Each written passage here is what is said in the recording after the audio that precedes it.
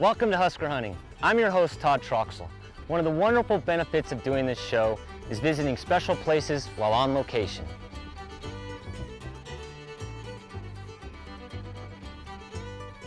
We are on the grounds of Fort Hartsa, a few miles southeast of Burwell, Nebraska. This is one of the best preserved historical sites in the entire country. Tomorrow, we're going to be just north of here at Calamus Outfitters with special guests Jack and Terry Keneally. The Keneally brothers and I will be spring turkey hunting.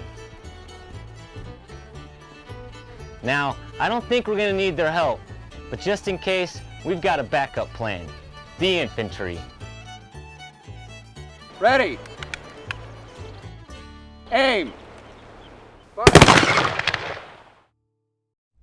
It's a good life, tucked into the middle, not too far east and not too far west. People wearing smiles on their face, endless country miles, combed by parade, talking about that small town feel, where a handshake still seals the deal. It's a good life, fun with the Huskers. It's a good life where the peasants fly high. It's a good life, fun with the Huskers. It's a good life where the corn grows high. It's a good life, fun with the Huskers. It's a good life where the peasants fly high. It's a good life, fun with the Huskers. It's a good life where the corn grows high.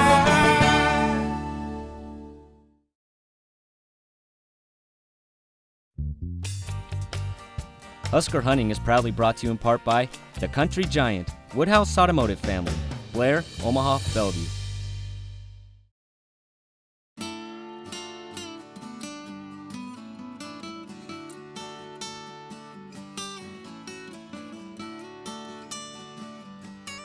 So our hunt began. Up before the sun and the turkeys. We expected an approach from their roost up this road. Any successful gobbler hunt requires a good caller. Our guide, Trevor Kraus from Calamus Outfitters.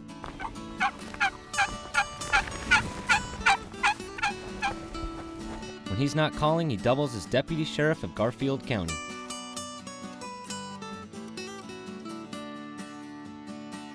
And for my hunting partners, Terry Keneally, defensive tackle and captain of the 1994 national champions.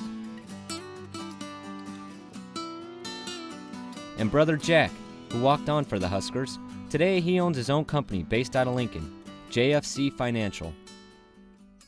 We had a little time to discuss the brothers' small-town We roots. grew up probably a couple hours from here. Yeah, a little bit farther west, but yeah, in the sand hills. Doesn't your family own large cattle? What's it called? Keneally Angus Ranch. You guys grew up working on that probably then? Yep, yep, they're, It's grown a lot bigger operation today, though, than when we were. Is it based out of Hyannis? yep, just a little town. We grew up in the suburbs of Hyannis. It's a little- Suburb of. Yeah, suburb. Yeah, that. Population unincorporated.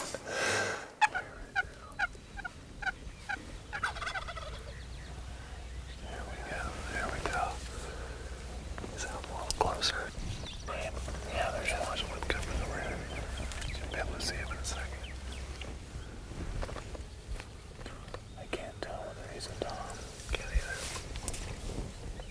He's clear on the far side, isn't he? Unless you wanna put that up and let him get out here. Yeah, although I just hate to, if you got a good shot at him, take him. I don't care.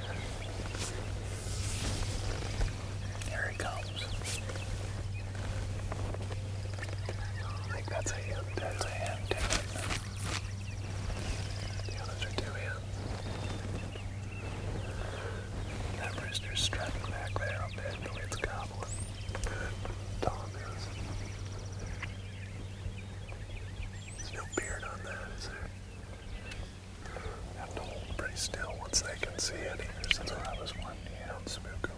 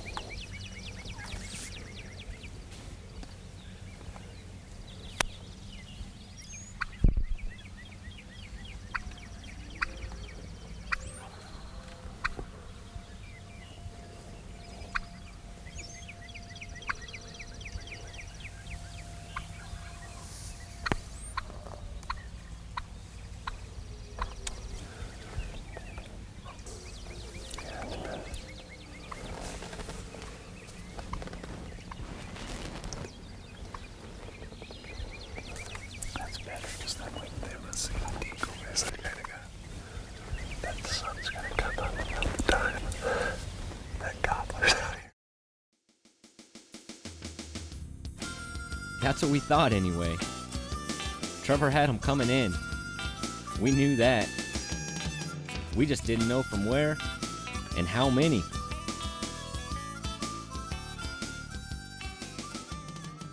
Still back there. Yeah.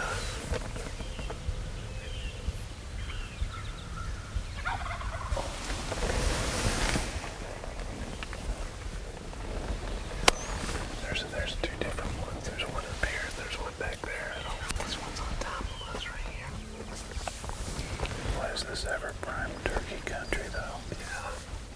Spectacular. While we utilize our best weapon against a wise old gobbler, patience, we'll come back and talk with Terry about the season that kicked off Coach Tom Osborne's championship run.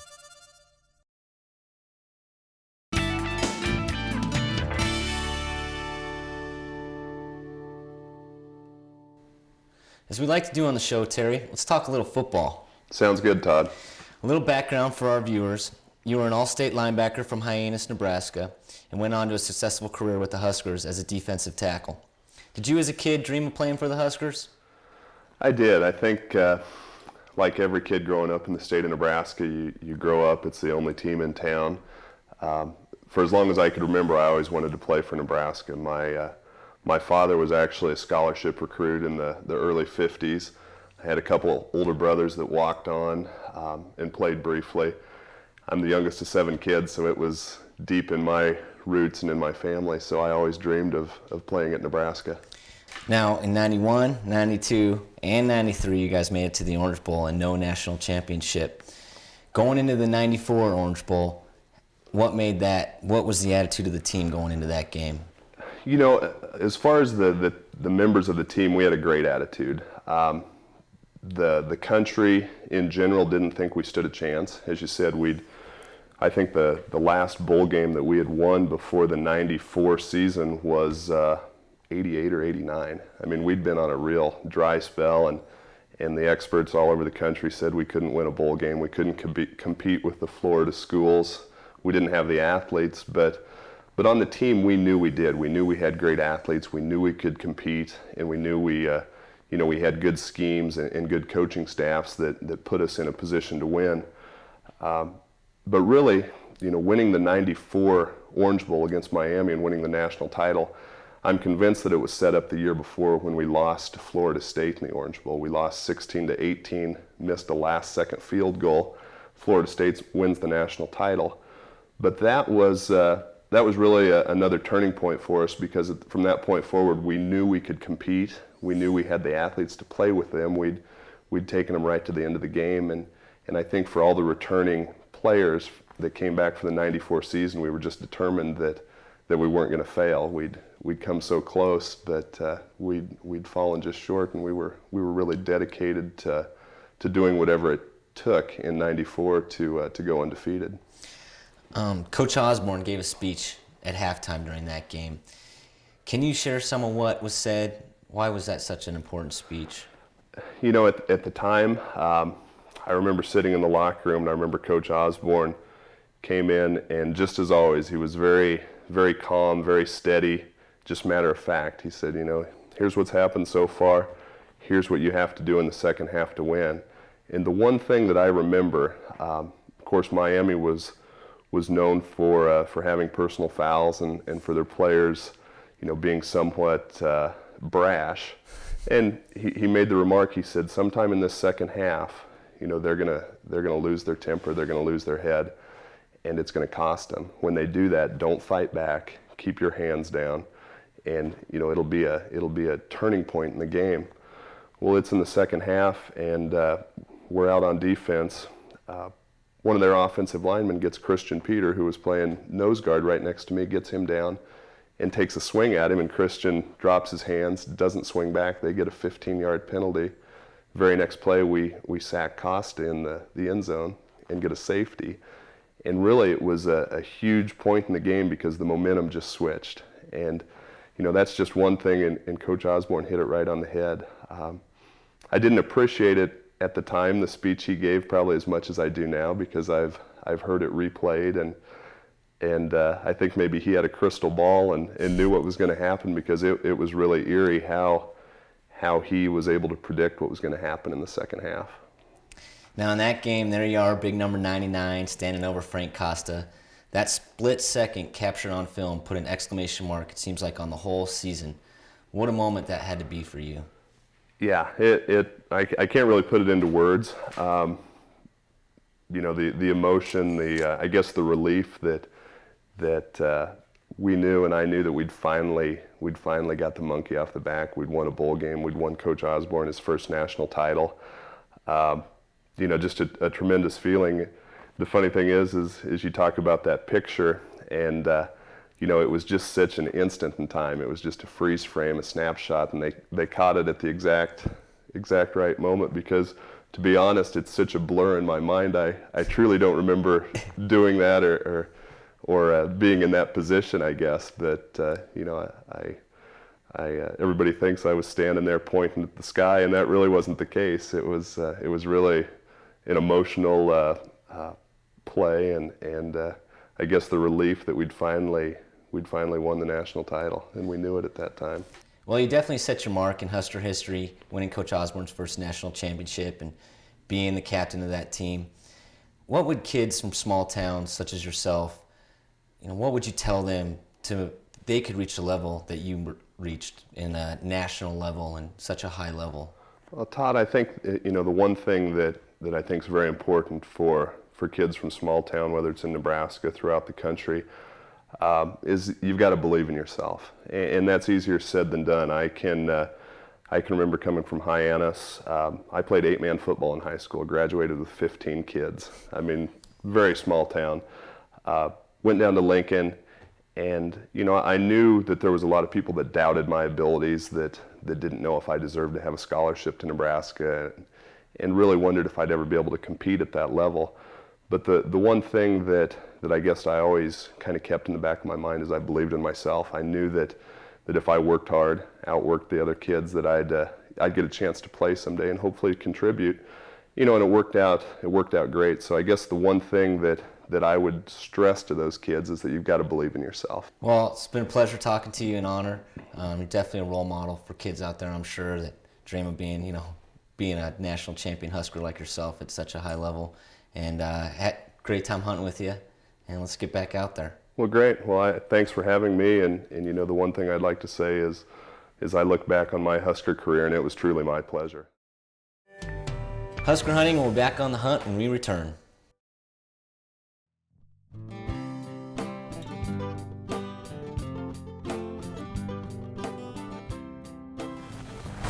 He could actually appear on this ridge just any second. If there's two of them. Well, don't you think? Because that can't be the same bird. God, this one just sounded like it was raining. It really was.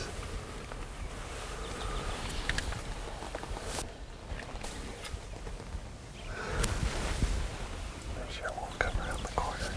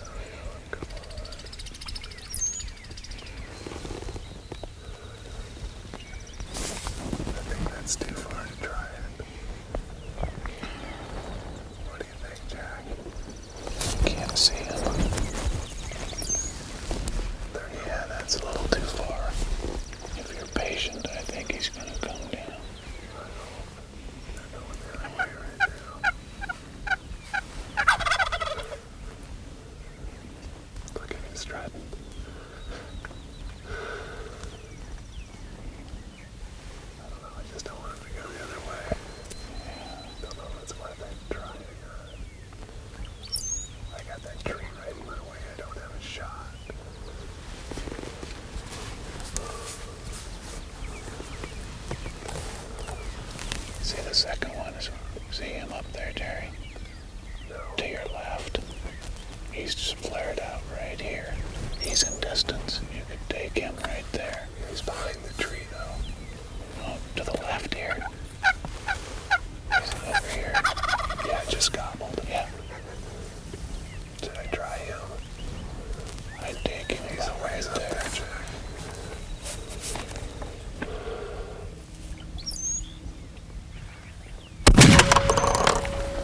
You still got I it. got him winged.